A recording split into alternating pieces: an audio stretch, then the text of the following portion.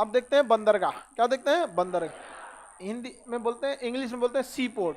क्या कहते हैं? सी पोर्ट। पानी वाली जहाजें जहां के लगती हैं उसे क्या कहते हैं? सी पोर्ट या बंदरगाह कहते हैं। किसी भी देश के लिए बंदरगाहों से व्यापार करना बहुत सस्ता पड़ता है, क्योंकि पानी वाली जहाज को रास्ते में कुछ नहीं चाहिए। लेकिन इस ससुरन को, ये जो होते हैं सब ट्रेन, जहां तक जाएगी वहां तक बिछाओ, गिट्टी बालू हेन तेन सीमेंट डालो, सड़क वाले को जहां तक जाएगी वहां तक सड़क बिछाओ।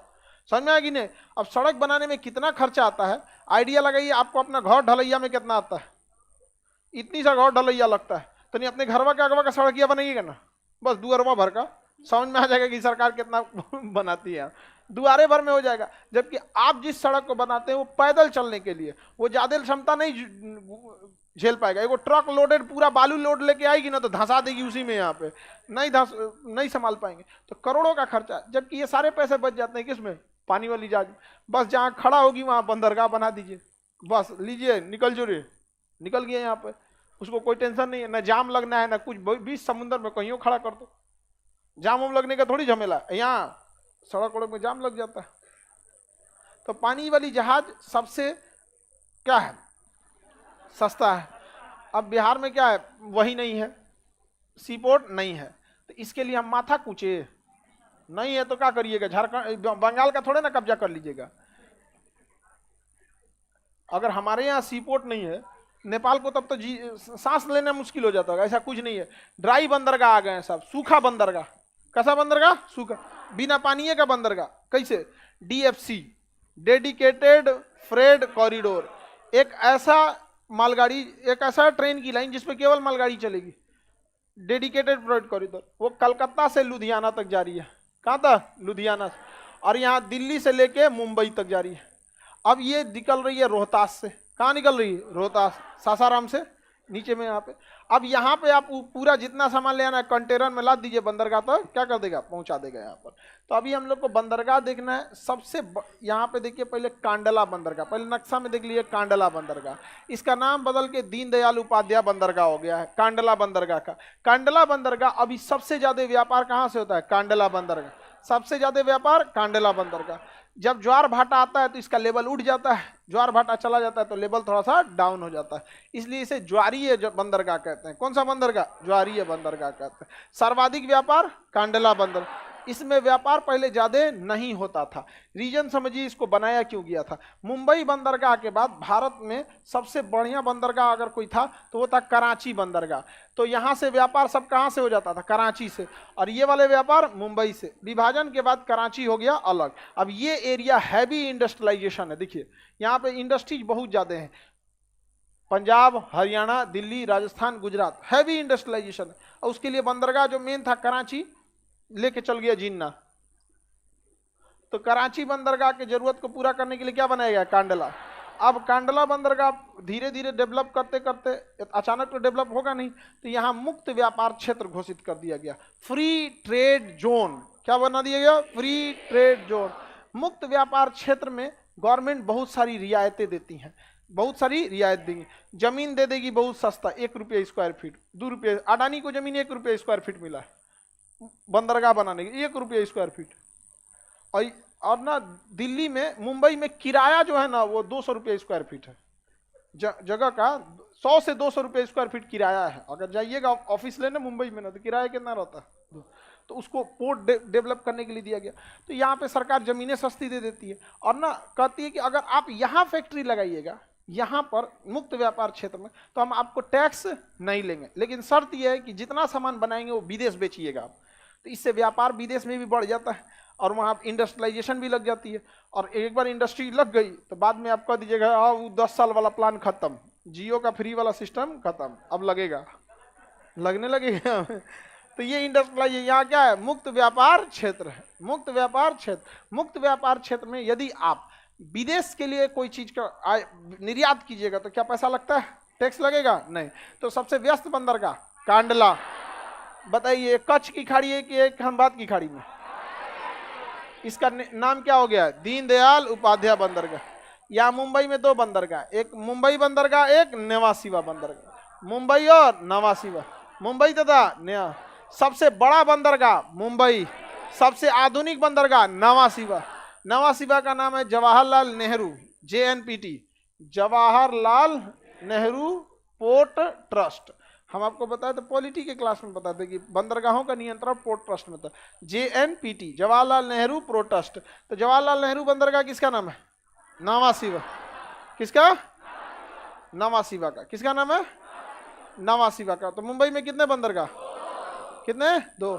सबसे आधुनिक नवा सिवा, सबसे बड़ा मुंबई, सबसे ज्यादा व्यापार कांडल, सबसे ज्यादा व्यापार कांडल। कांडला में व्यापार का कई रीजन है, यहाँ से सामानें आती हैं सीधे लोड होके भेज दी जाए। मुक्त व्यापार क्षेत्र है इसलिए ज्यादा लोड होता है बाहर जाने के लिए। और राजस्थान वगैरह के एरिया में खनन ज्यादा है, वहां से निकालिए एक्सपोर्ट कर दीजिए। पत्थर वगैरह का, बहुत सारा पत्थर वगैरह का यूज भी होता है।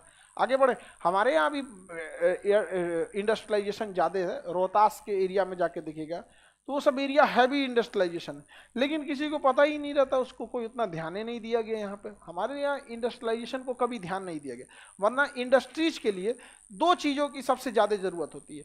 एक, कच्चा माल इजीली अवेलेबल हो जाए। दूसरा, सस्ता लेबर, जिसमें सबसे ज़्यादा मायने रखता है सस्ता लेबर, क्योंकि उसको डेली चाहिए। जैसे हमको सपोज कीजिए कि चीनी मिल बनाना है, तो कच्चा माल उसके लिए गन्ना है, तो गन्ना एक के बार ना आएगा जी, पूरा मालगाड़ी ट्रेन लोड करके मंगा देंगे, तनी दूरे पड़े तब। लेकिन जो मजदूर काम करेगा वो तो 365 दिन काम करेगा। अगर मजदूरी महंगा मिल गया तो लॉस हो जाएगा, तो मजदूरी सस्ता।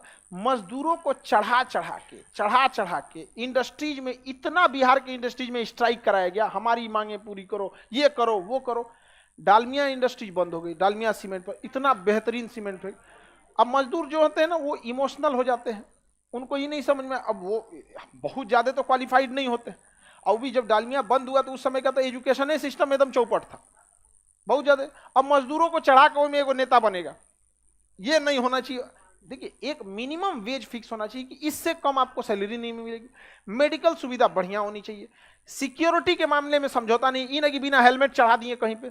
सिक्योरिटी सही है, मिनिमम वेजेस सही है, वहां पे काम करने का टाइमिंग फिक्स होना चाहिए, खाने की कैटेगरी। बाकी चीजों के लिए ऐसा नहीं है कि कोई कंपनी चाहेगी कि उसका मजदूर ले, इसके लिए गवर्नमेंट को भी कैटेगराइज करना चाहिए। गुजरात में तन जाए लोग ना, तनी कहें लोग ऐसे हमारी मांगे हई करे हऊ करे। आखिर क्यों कंपनियां जाती हैं गुजरात में? अब सपोज कीजिए कि कोई कंपनी है और रक्षाबंधन में राखी बना रही है, और वहां रक्षाबंधन का टाइम आया, कोनो स्ट्राइक पे चल गया 10 दिन से, अब बताइए बाकी दिन वो बिकेगा? तो उन कंपनियों के लिए भी एक सरदर्द बना रहता। तो हमारे यहाँ क्या किया गया ना कि ऐसा न उस सबको चढ़ा बढ़ा के दुरुपयोग कर दिया। नेता ही तो हमारे यहाँ जनबे करते हैं, तनी सा पैसा का 4 व्हीलर के बाद वो सोचेगा अब नेते हो जाए हम। उसके लिए क्वालिटी होनी चाहिए। अच्छी बात है, पढ़े लिखे लोग को जाना चाहिए वहां पे, आप लोग को भी वोट डालना चाहिए क्योंकि आप पढ़े लिखे हैं। लेकिन ये तरीके पूरा इंडस्ट्री चौपट कर दिया, भाग गए से वहां से, चला गया से वहां से। कितना रोजगार मिलता था, ऐसे दिखता है ना, एक फैक्ट्री से एगो रोजगार। अच्छा, एक कॉमन आदमी को ऐसे देखिएगा, किसी को लगेगा कि खान सर पढ़ा रहे हैं ना, कच्ची रोजगार है, देख रहे हैं कितना लॉज कितना। तो डायरेक्ट नहीं दिखता, इस इनडायरेक्ट इतने लोग जुड़े होते हैं जिसका कोई हद नहीं। किस रोजगार? अरे तो तुमको थोड़े रोजगार दे रहा है लॉज वाला, तुम दिमाग है दूसरा। तुम मकान मालिक को कोई दिक्कत है? यहाँ के मकान मालिक को कोई दिक्कत है? आप जाइएगा, दूसरा आएगा। पढ़ाई कभी खत्म होने वाली है? साइकिल चलते जाता है। जिस लॉज में आप थे कोई जरूरी थोड़ी कि उसी लॉज में आप ही के लिए स्पेशल बनाया गया था। उस पे कितना लोग पढ़ गया, कितना बेरोजगार लौट गया, कितना अधिकारी बन के लौट गया यहाँ पे। अभी आप खाली करेंगे, कल को कोई जाएगा। तनी बोलिए ना तनीसा, तनी मकान मालिक को यहाँ तनीसा तेज में कहेगा जा तुम जाइए आप। अच्छा रिलेशन बना के रखना चाहिए, क्योंकि देखिए यहाँ के स्टूडेंट भी कई बार मकान मालिकों के साथ ऐसा टॉर्चर किया, सब जाने के टाइम पे बोला बोला फोड़ के चल जाता है। तो पंखवा नहीं नोच पाएगा तो टेढ़ कर दिया इसे। इससे क्या होता है ना कि वो अब उब जाते हैं, तो पंखा ही नहीं देते, लगाओ तुम अपना यहाँ पे। आपको भी ये सोचना पड़ेगा ये सब चीजों में यहाँ पे, क्योंकि ना अगर आप अच्छा से रिलेशन उनके बनाते तो मुसीबत में वही काम आएंगे। गांव वाला तो बाद में आएगा, लेकिन आप उसको देखते हैं पैसा लूट रहा। अरे भाई पैसा क्या ले, आप इज्जत से बात कीजिए। कहीं बीमार पड़ेंगे तो कई ऐसे भी रहते हैं लोग ना, आपके फैमिली की तरह आपको करते हैं। लेकिन लड़का सब तो ऐसा खचरा रहता है सब यहाँ पे कि मकान मालिक को ना ज्यादा बातचीत नहीं करता है, कहता है कि कहीं ज्यादा बातचीत करेंगे घुल मिल जाएगा, घर द्वार का नंबर ले लेगा और घरे फोन कर देगा 2 दिन से लॉज में नहीं है। कम कचरा रहता है। बताइए सबसे बड़ा बंदरगाह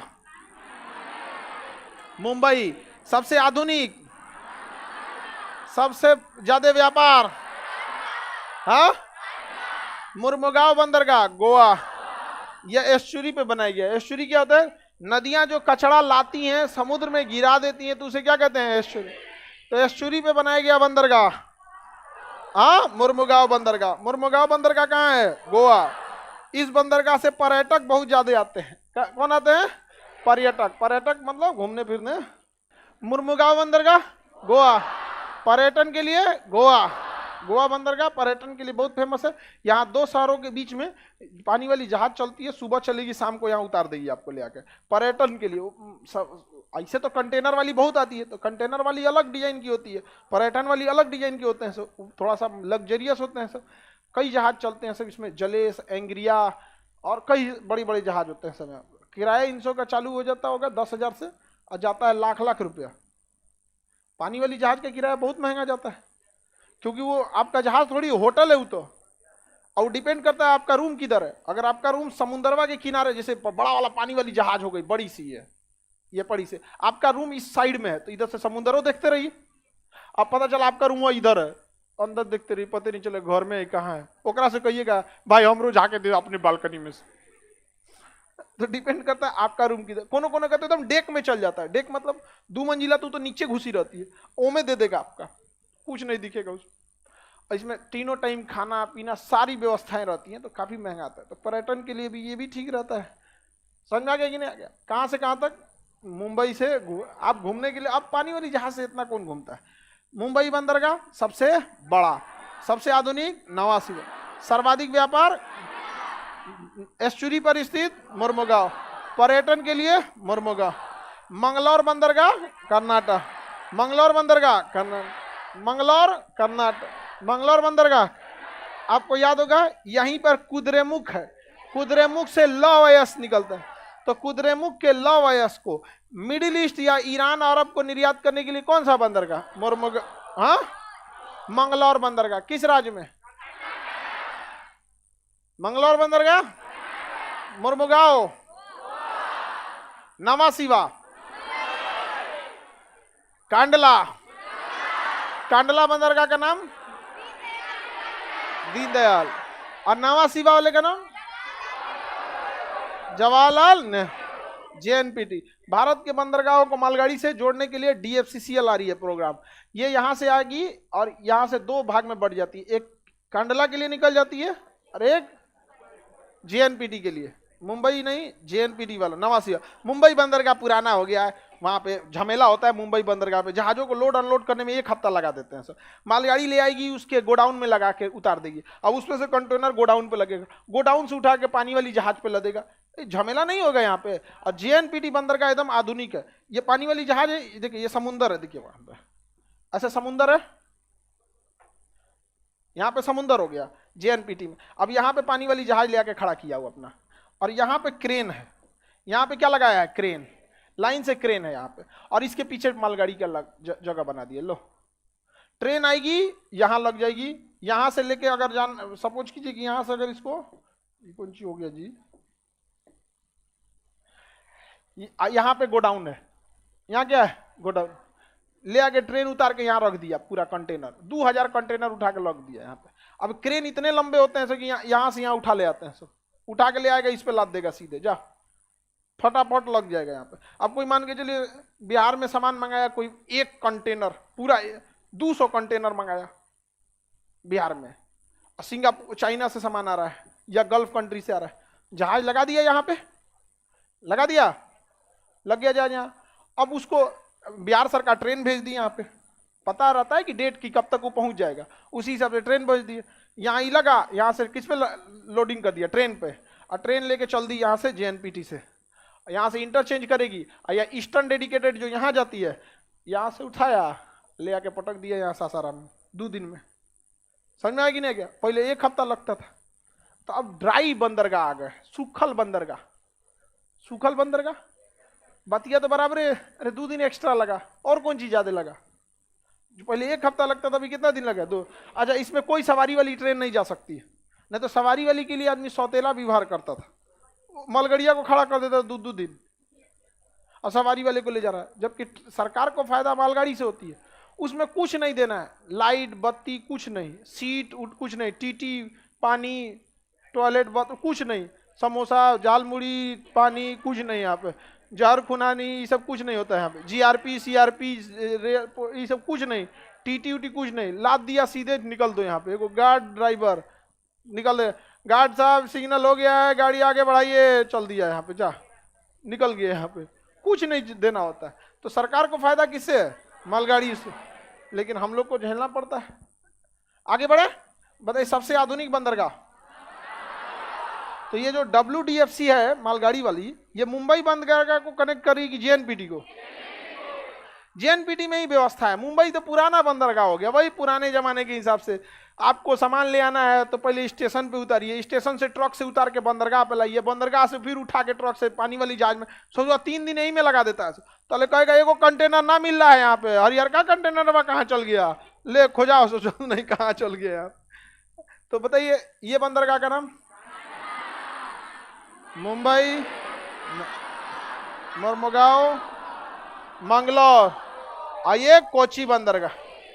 कोची बंदरगाह अरब सागर की रानी किसे कहते हैं? कोची। अरब सागर की रानी कोची। कौन बंदरगाह? कोची बंदरगाह। यहां पर है तूतीकोरिन बंदरगाह, नीचे में कौन सा है? तूतीकोरिन। ये बोलिए तो कांडला, मुंबई, नावासीबा, मोरमुगांव, मंगलौर, कोची, तूतीकोरिन। सबसे गहरा बंदरगाह विशाखापट्टनम, सबसे कम गहरा तूतीकोरिन, सबसे कम गहरा तूतीकोरिन। ये तो यहाँ बड़ी जहाजिए नहीं आ पाती है, बड़ी जहाज यहाँ आ ही नहीं पाएगी, क्योंकि यहाँ पे गहराई ही नहीं है। आपको लगेगा कि खोद काहे नहीं देते हैं, तो नीचवा पहाड़ है, नीचवा क्या है? चट्टान है, पहाड़ है, नहीं खोद पाएंगे यहाँ पर, खोदिए नहीं पाएंगे। यहाँ पे पूरा क्या चट्टान है, काला काला बैसाल्ट चट्टान है सब, तो नहीं खोद पाएंगे। तो पानी वाली जहाज को समुद्र में रोकना पड़ता है, 15 किलोमीटर दूर हुए रुक जो, और वहां से फिर छोट जहाज में अनलोड करेगा, अब ले जाएगा, ला भैया उतारो वहां। समझ में आ गया कि नहीं? क्या?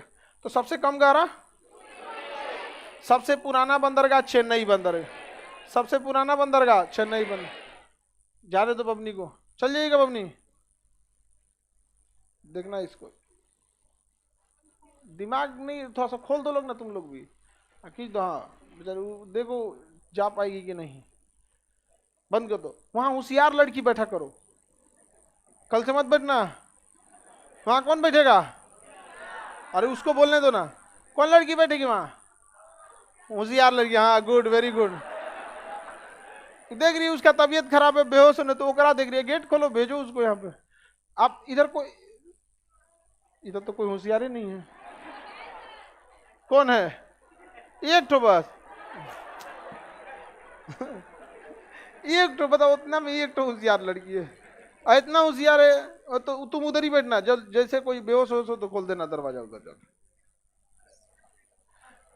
या वहां लड़का को बैठा दिया जाए, टेंशन खत्म। हाँ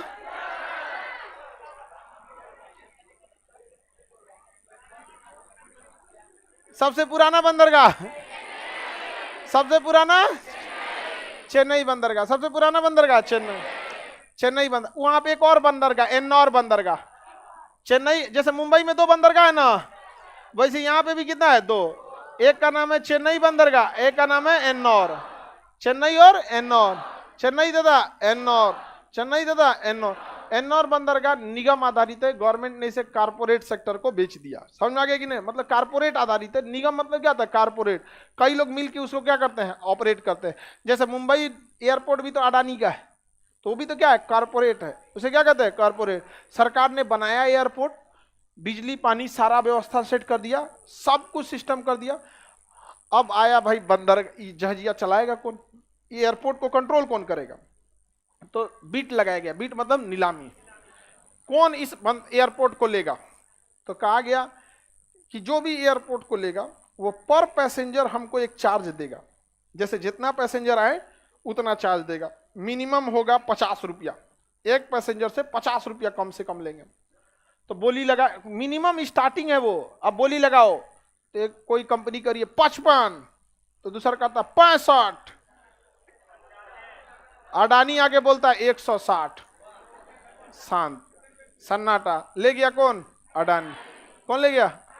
अब उसके अंदर दुकान लगाइएगा तो अडानी को पैसा, गाड़ी लगाइएगा पार्किंग अडानी का, वहां मॉल खोलेगा अडानी का, वहां पे लॉन्ज खोलेगा अडानी, सब चीज अडानी।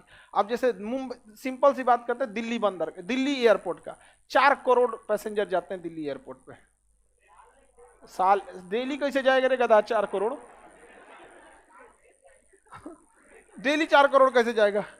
7 जीरो है ना, 4 करोड़ लोग जाते हैं कहाँ? दिल्ली बंदर, दिल्ली एयरपोर्ट। सरकार अब जिम्मेदारी लेगी, सारा कंपनी को दे दी। एक पैसेंजर से कितना रुपया जोड़ लीजिएगा? 16 चौको 64, कै गो जीरो? 8 गो।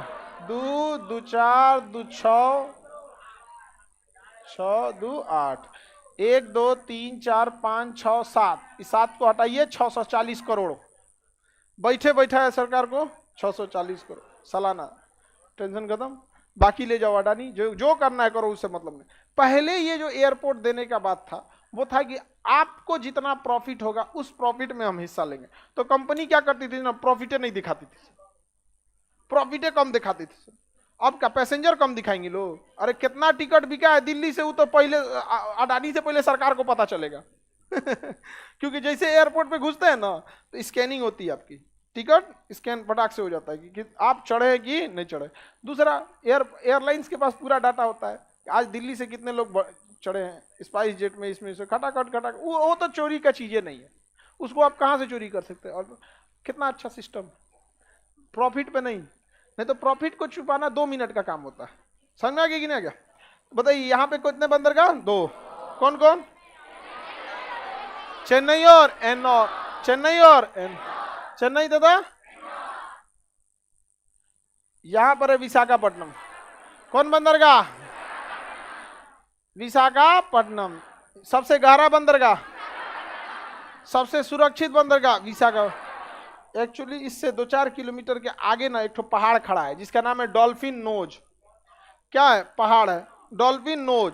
तो बंदरगाह के थोड़ा दूर आगे क्या है? पहाड़ है डॉल्फिन नोज। सुनामी आता है ना तो पहाड़वे रोक देता है, टकरा जाएगा, इधर कोई दिक्कत नहीं है। तो सबसे सुरक्षित बंदरगाह डॉल्फिन नोज पहाड़ी किस बंदरगाह के आगे?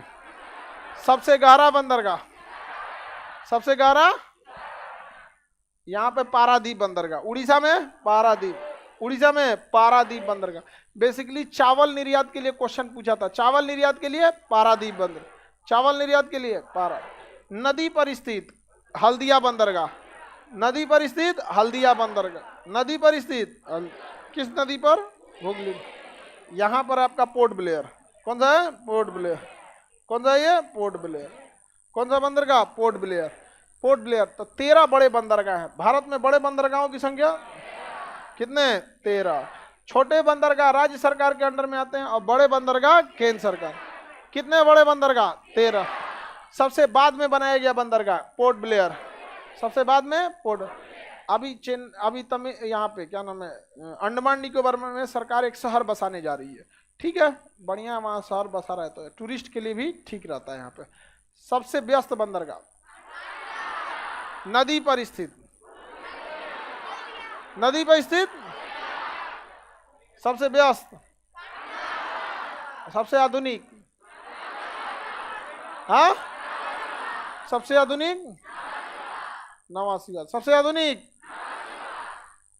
सबसे व्यस्त, सबसे गहरा, नदी पर, चावल निर्यात के लिए, सबसे कम गहरा तूतीकोरी, सबसे पुराना चेन्नई, सबसे आधुनिक नवासी, सबसे बड़ा मुक्त व्यापार क्षेत्र ज्वारीय बंदरगाह कांडलाई, सबसे गहरा अरब सागर की रानी एस्चुरी पर स्थित एस्चुरी पर मोरमुगांव। कुद्रेमुख के लौह अयस्क को कर्नाटक किससे निर्यात? हाँ, मंगलौर बंदरगाह से। नदी पर स्थित, नदी पर स्थित हल्दिया। किसी को कोई दिक्कत नहीं। अब कल छोटे बंदरगाह और शिपयार्ड देख लेंगे, ठीक है। 4 तारीख से आप लोग का केमिस्ट्री स्टार्ट है।